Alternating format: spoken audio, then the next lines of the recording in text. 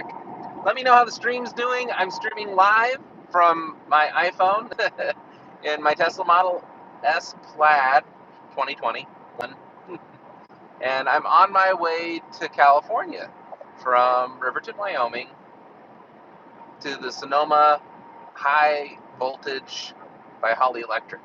And it's going to be fun. It's going to be all these electric vehicles coming in from across the nation, definitely in Northern California. If you want to check it out, it's this weekend.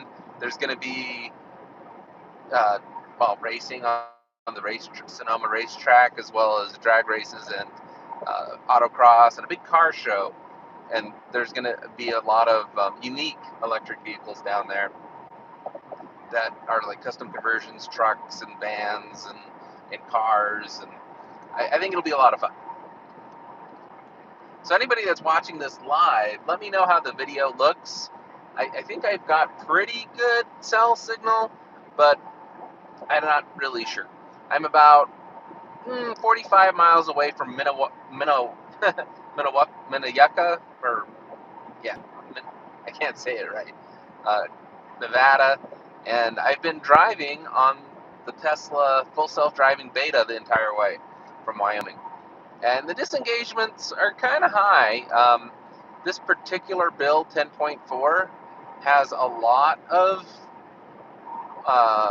unintentional braking, I guess, and it's not great.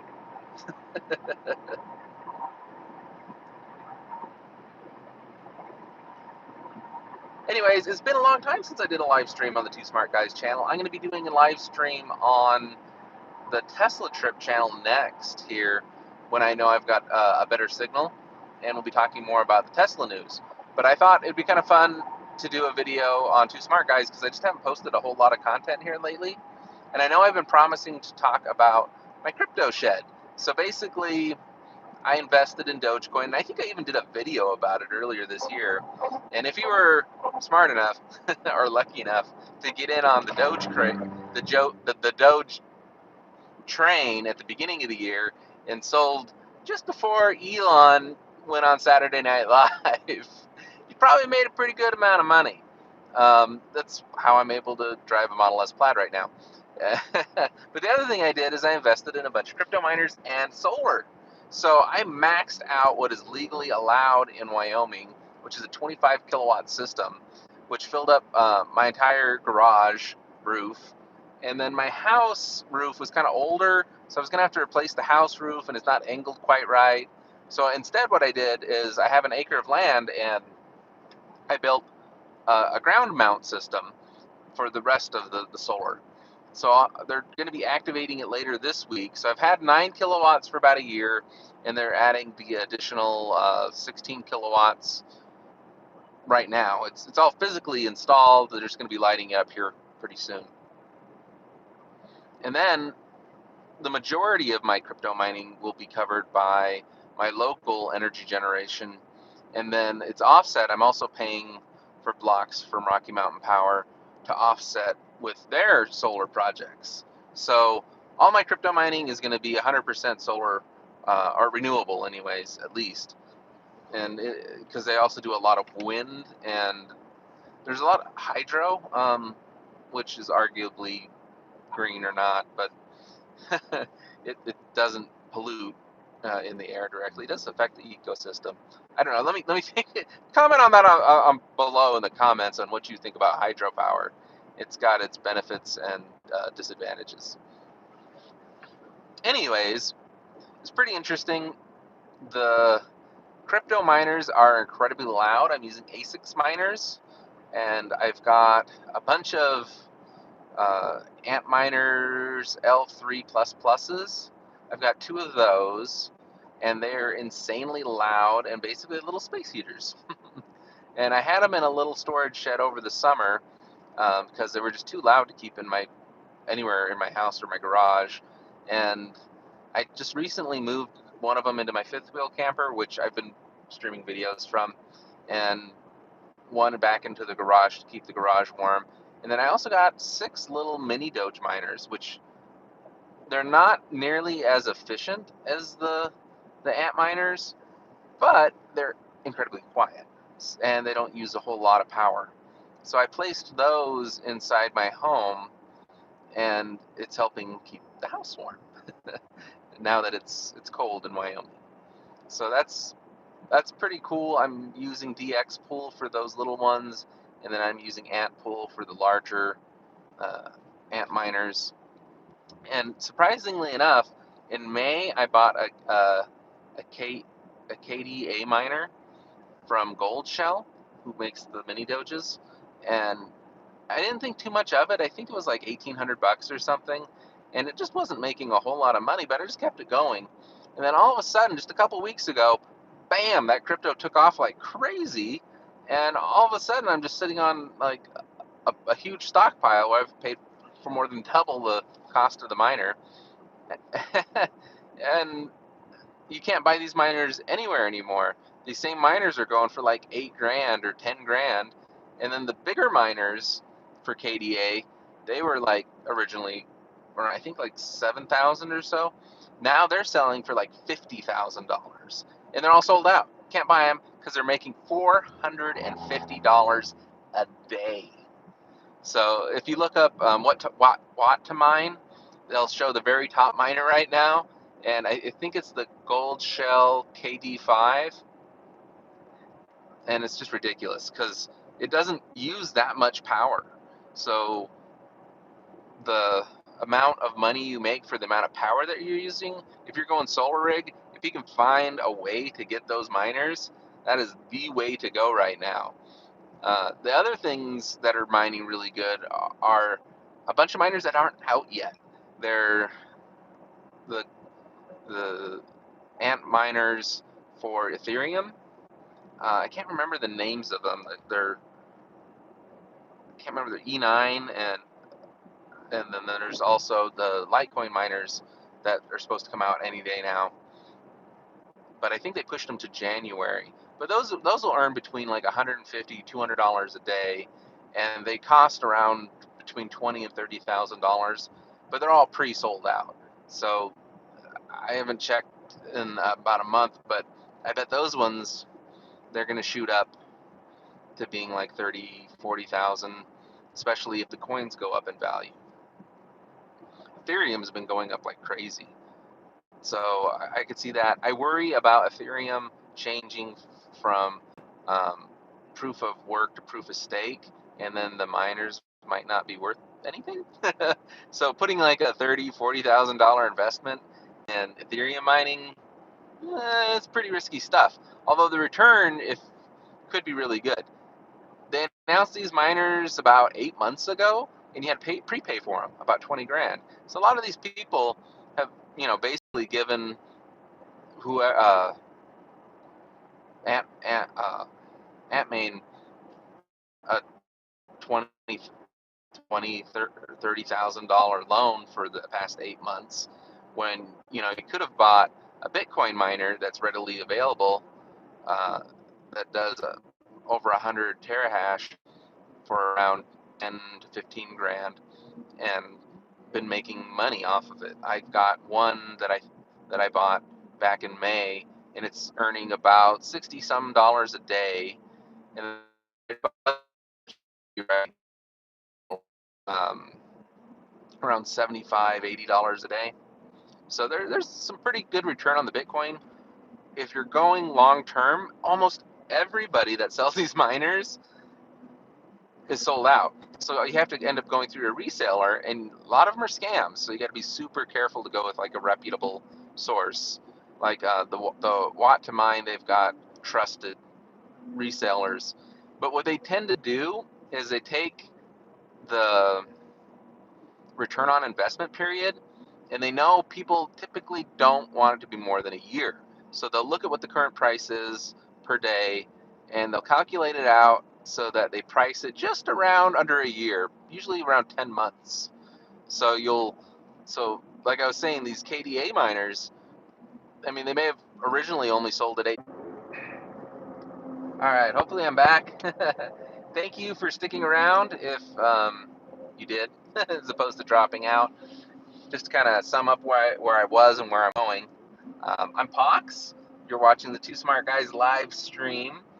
Thank you so much for joining. Please chat. I am monitoring. I'm actually on full self-driving beta for a Tesla Model S Plaid right now, so I can still glance every once in a while and see what the chat's up to and respond. So I've been talking crypto. If you joined in recently, and what I've been doing personally over the past year, I bought an Antminer L3++ back in December of last year, I think, or January, and I've been mining crypto ever since. And I've been taking my gains out and buying more crypto throughout the year, or buying more miners throughout the year, and then upgrading my home solar rig. Tons of money per watt. So if you're looking for to go solar, if you can find a KDA miner anywhere, the KD box is incredibly efficient. I think it's only like 300 watts, and it was only $1,800, and it was on. And they made more of them yesterday, and or the day before yesterday, and they sold out instantly to resellers who turned around, marked them up, and they were selling them for 8,000, and then they're sold out again. So you can't even buy them. That was the cheapest. Some of them are selling as much as $15,000 because they're generating about $50 a day and rising because the coin keeps going up in value. If you go to watttomine.com, I think you can see it's really cool. You can put in your electrical rate, and I just got a text message updating that my new Bitcoin miner's coming in, and you can see how much money you'll generate after paying your electrical. And so I went solar for a couple of reasons. One, I'm I don't know. I don't know if I'm an environmentalist, but I do really love technology, and I think the technology for electric vehicles and solar is just amazing. And it just boggles my mind that more people aren't going that way, because it just makes all the sense in the world. It's the most efficient way of doing things. I mean, you're talking a car that can go 130 miles per gallon equivalent, and the fuel can be delivered from the sun. It's just a no-brainer to me. So I have a Tesla Trip channel, and Holley, um, they make modifications for cars and things, and they sell all kinds of cool upgrades and stuff. It's kind of crazy. If you were watching earlier, I was talking about cryptocurrency and mining, ASICs mining, and the different values and what to look for if you want to get into it, because now is a good time. There's an all-time high right now for Bitcoin, Ethereum, and a little unknown one, KDA, which, if you look at whattomine.com, is currently raking in the big bucks. I think it's the gold shell KD5 or 7. I think there's a 5 and a 7. Maybe it's a 7. Anyways, the top one is a KDA miner, and is worth it's making a fortune right now. As of yesterday, it was making $450 a day, and if you can swing that, that's the way to go. I'm looking right now. By the way, I'm in a full self-driving Tesla. I'm on the full self-driving beta, which actually means I should be paying attention even more.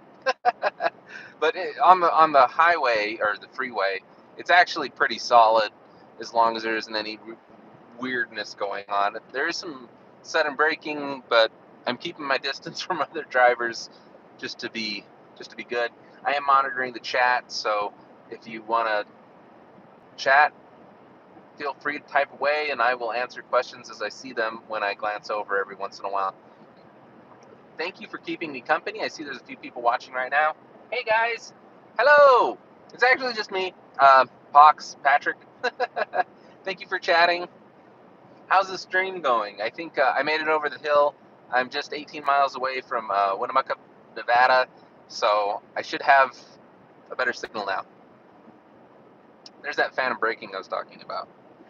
It's interesting. This is a vision-only system that it's using now for object detection, so it's no longer using the radar like it used to.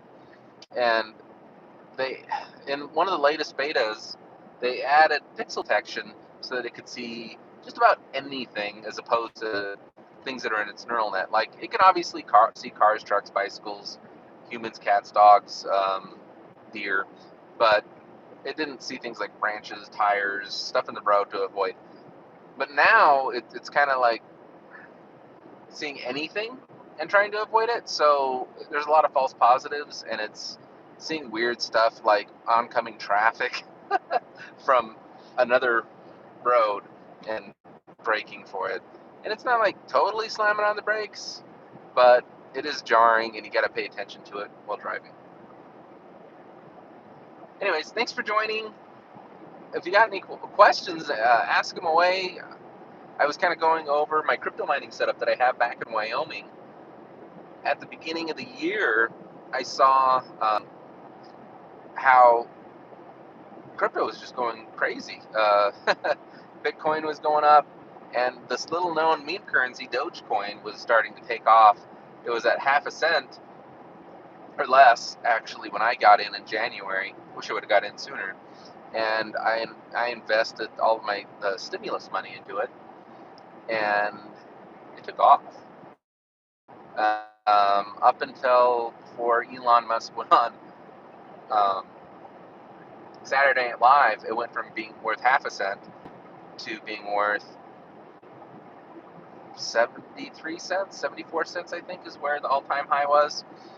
And I along that path, I had over 1 million Dogecoin at one point, and I sold some of it, paid off bills, and I sold some of it, and I invested in Bitcoin miners, or well, crypto miners. And mainly, I just wanted to mine more Dogecoin, so I got a Litecoin miner, and it was an Antminer L3++, and I put it in my house, and it was loud. It was too loud because it just echoed through the whole house. So I had to end up putting it in the garage, and then in the summertime, I needed a way to keep it cool because it was overheating all the time. So I took a storage shed and I put an air conditioner in it, and I ended up getting about 8 different types of miners, and I put it in the crypto shed. So that's what I'm rocking right now, is this crypto shed. And I've had solar power. I've had 7 kilowatts of solar on the top of my garage for a year, and so I've been using to charge my Teslas, my electric vehicles, mine and my wife's. There was a Tesla Model S Plaid on the back of a truck there. And my mom and my sister, when they visit, they have Teslas as well. But I needed more, because when you're crypto mining, it's all about how much you're having to pay for electricity, right? And how efficient the miner is.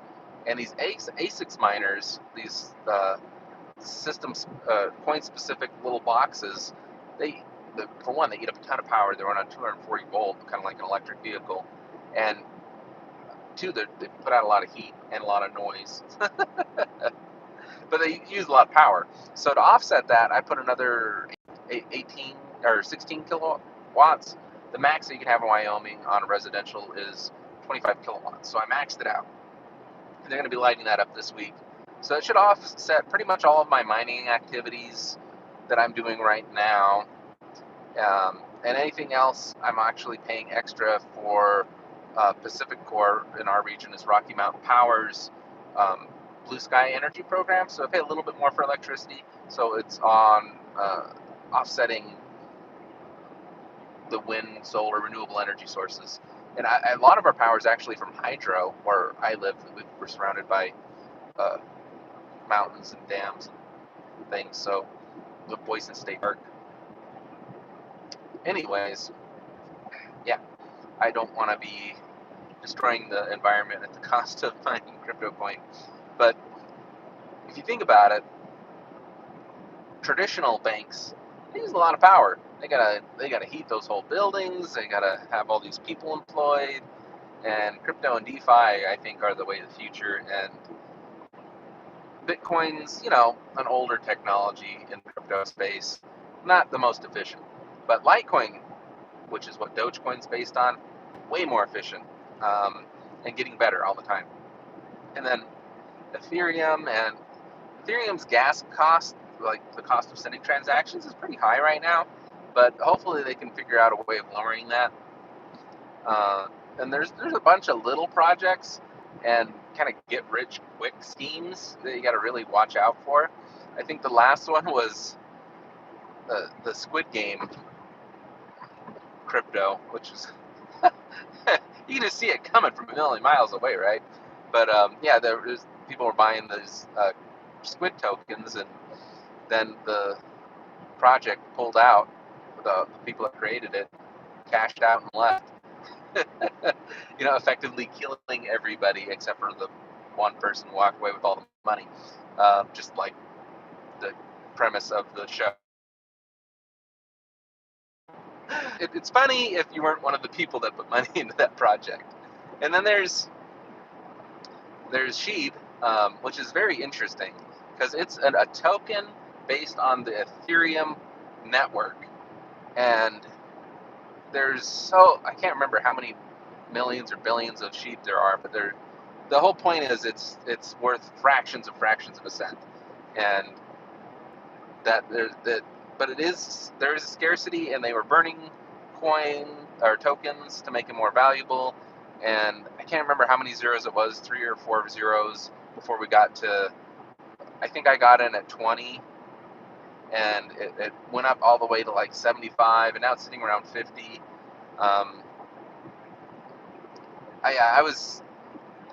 It's like basically like a meme of a meme. the, the the she was basically riding on the celebrity of Dogecoin, and I was holding out, but I couldn't look away anymore when it was gaining so much popularity and market share. So I had to join in for a little bit. I still have some sheep, but that's not like, I don't know, man. I don't think that, I just don't see it really taking off. I think Doge is going to go up again. What is Elon going to do with all that money that he sold this week when he cashed out all the crypto, right? Or when he cashed out all of his Tesla. I think it was like $5 billion worth of Tesla shares. And then, of course, more than half of it's going to go to paying taxes. And then the rest of the money, is he buying some more land in Texas to build his university with a weird acronym? Or is he going to throw it all into Bitcoin and Doge? It might not be a bad time to invest in Doge. It's only about a quarter right now per coin, and it could easily go up to 75 cents again, or finally hit that $1 mark that everybody's been trying to get Doge to the moon. I have 6 mini Doge miners and 2 at main L3 plus pluses. They generate around about 100 Doge a day. So right now it's about 25 bucks a day. Actually, they generate more than that. Maybe it's closer to 200 right now. So I'm making about $50 a day from all of them on just Doge.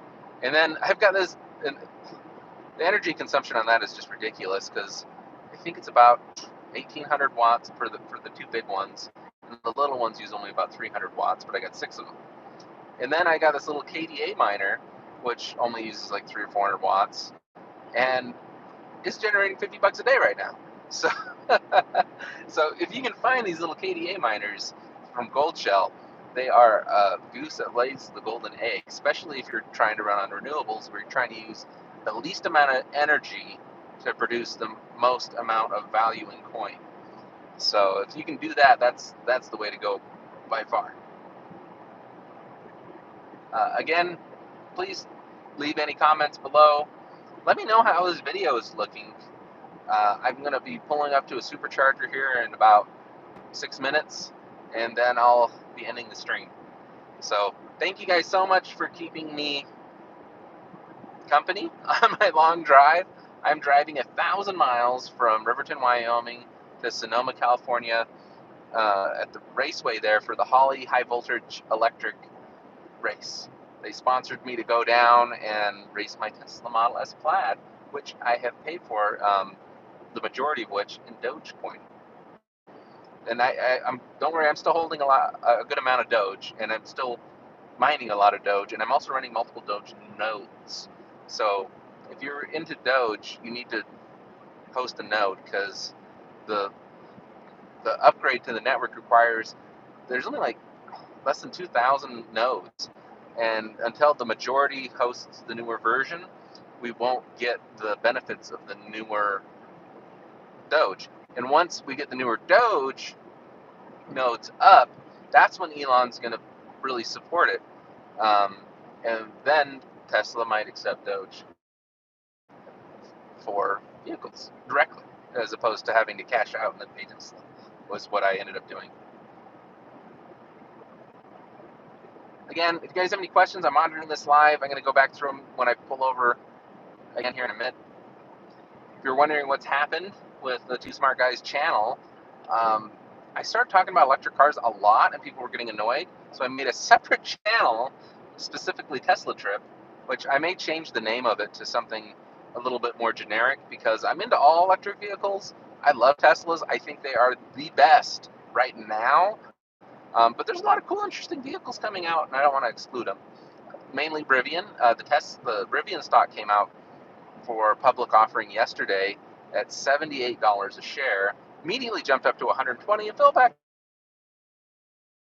around 120 again today, which is mind-boggling that it's worth over $100 billion, which is silly because they've only delivered like 100 cars or trucks.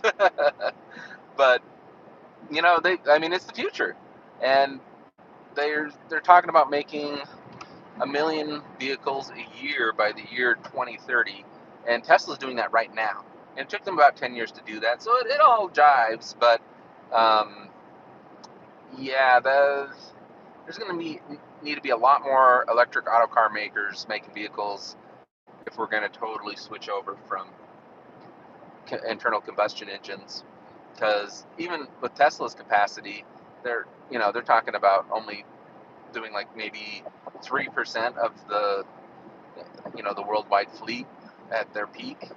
And so I know GM's planning on going full electric. Ford is working on it as well, which is pretty cool with the Ford F-150 Lightning. I'm being passed by an F-150 right now, mainly because the autopilot on this version of full self-driving is limited to 80 miles an hour, and that's the speed limit of the road anyways. So thank you guys for watching. I am Pox, aka Patrick. You can message me on Twitter. I'm at Walking Crow, or email me directly, pox@smartguys.com. You can comment in the video below or chat live. I will be doing more of these chats on the Tesla Trip channel next. I'm going to review this video and see how well it turned out. And yeah, so please subscribe here if you haven't. And again, to Tesla Trip, where I'm going to be doing my updates on my journey to the Sonoma Raceway from Wyoming, driving full self-driving on a Tesla Model S. So this is pretty cool. Let me go ahead and flip the camera around so you can see what's going on here. So the car is driving itself. I have my hands on the wheel because that's legally what you got to do, and the system checks for it. But it's turning on its left blinker right now. It's coming to a full stop, I hope.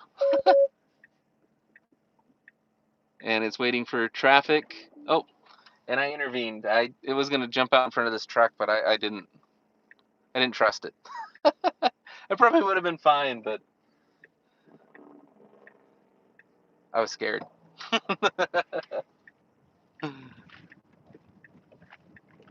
It was quite a ways away. I would have been fine, but yeah. I am overly cautious because this does not always do the right thing at the right time.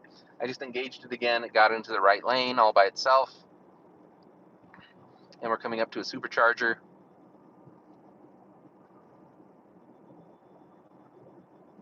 It's automatically going at the posted speed limit. Actually, just a hair over because I have the offset on. I'm going 37 and a 35.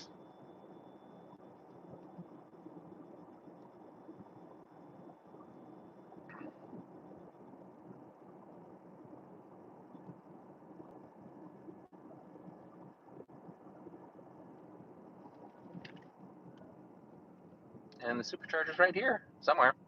I've never been to this one, but it's disengaging because it says I'm here. Oh, I see it. I think it's very interesting that in Nevada and in some places in Utah, the superchargers are at gas stations. The chevrons.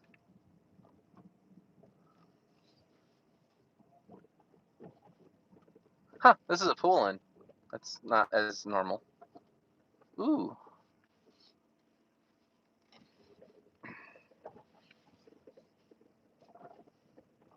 Yeah, so if you have a trailer, this is pretty handy.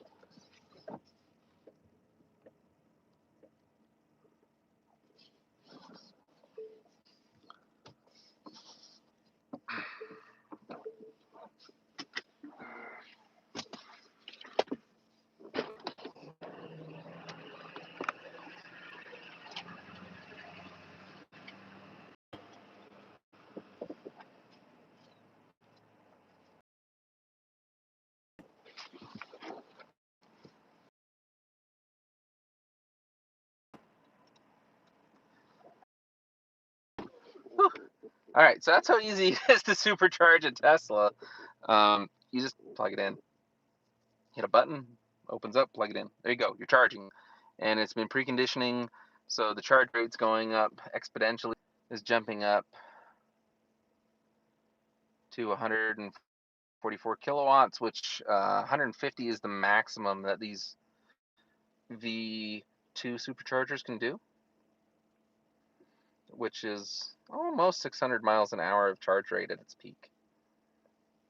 I pulled in with a 158 mile state of charge. So far, my charging session is costing me 17 cents to gain 3 miles.